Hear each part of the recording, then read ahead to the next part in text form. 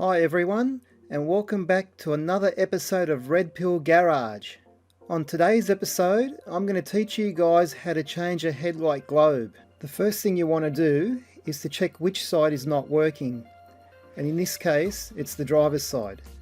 But it's always good practice to replace them as a pair, as the other side will eventually burn out.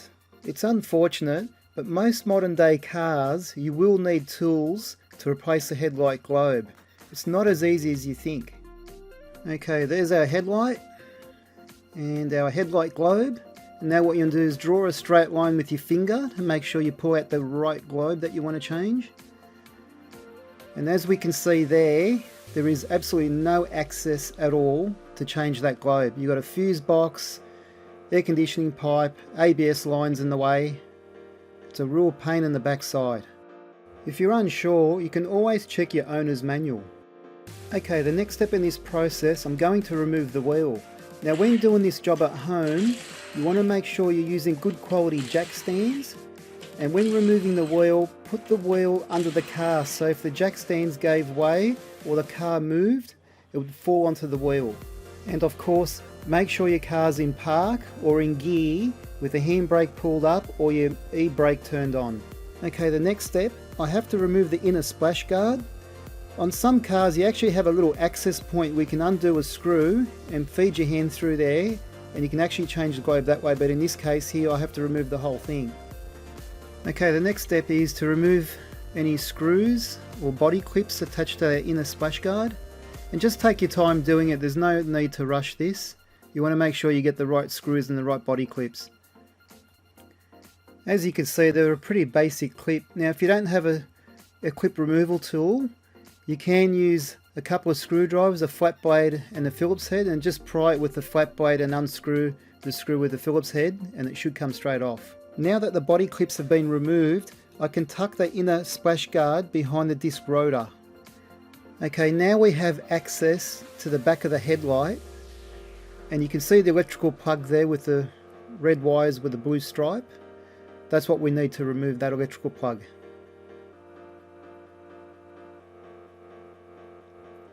It is a bit of a tight fit, so you have to jiggle it around and pull back on it to get it off. And just make sure the contacts in the plug itself are not corroded or burnt. You can see there they're nice and clean, so they're okay. Okay, next I'm going to remove the rubber boot. Now that rubber boot, its purpose is to keep any moisture and dust out, because you don't want to get any dirt or moisture on the globe itself, because it will shorten the lifespan of the globe. And that looks like it's in good condition. Next, we want to remove the clip that's holding the globe in. It's a spring steel clip. I'm going to push inwards, then up, and it should release the clip from behind the tab. And as you can see there, it's hinged, so it won't fall off. And there's our globe. You can see the top filament is completely missing. That's your low beam headlight, and the bottom filament is your high beam. And take note of those lugs at the bottom of the globe, so you know which way it goes back in. Okay, let's take a close look at our blown globe. The top filament is completely missing. That's your low beam. And the bottom filament you see there is your high beam. So you got your high beam and low beam in the same globe. And they're the locating lugs I mentioned earlier. One of them is a different size to the other two, so you can get it in the right position. And don't touch the glass on the new globe, because it's made out of quartz glass and your fingers produce oils which will create a hot spot on the globe and eventually blow the globe. That's a H4 globe, so when you're going to buy a globe, they're actually classed as a H4. Okay, here's our new globe, and that's our old one, so we don't have to worry about touching the glass on that. And there's our new globe unboxed. And take note of those locating lugs. You can see the bottom lug there is slightly wider than the two top lugs there. So you really can't make a mistake putting that globe back in. Make sure the spring steel clip is out of the way, Okay, now it's time to fit the globe in. You can see those locating lugs there, they're in the right spot, sitting inside those grooves of the headlight. Okay, now I'm going to push down on that locking clip,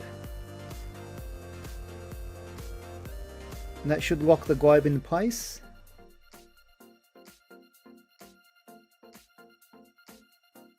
Okay, next I'm going to fit the rubber dust boot on there, and then the electrical connector. Okay, now I'm going to fit the inner splash guard and all the clips.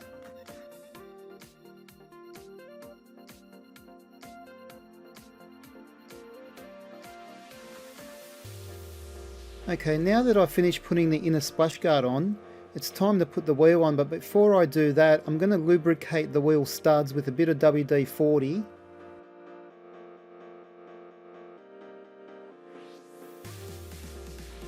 Okay, next I'm going to fit the wheel.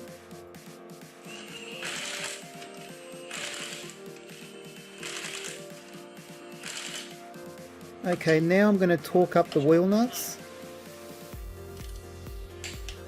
Make sure your nuts are torqued up to the correct factory settings.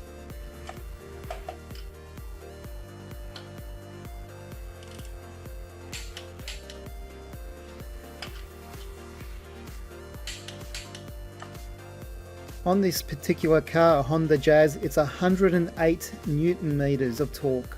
Okay, now it's time to turn the headlights on, and we can see they're both working, except we have a parking light out on the left hand side of the car. It looks like I'll be changing that next. That was working 10 minutes ago. And that's one way to change a headlight globe. If you enjoyed this video, please give me a thumbs up and hit that subscribe button not to miss out on any future videos. And I'll see you in the next episode of Red Pill Garage. Thanks for watching.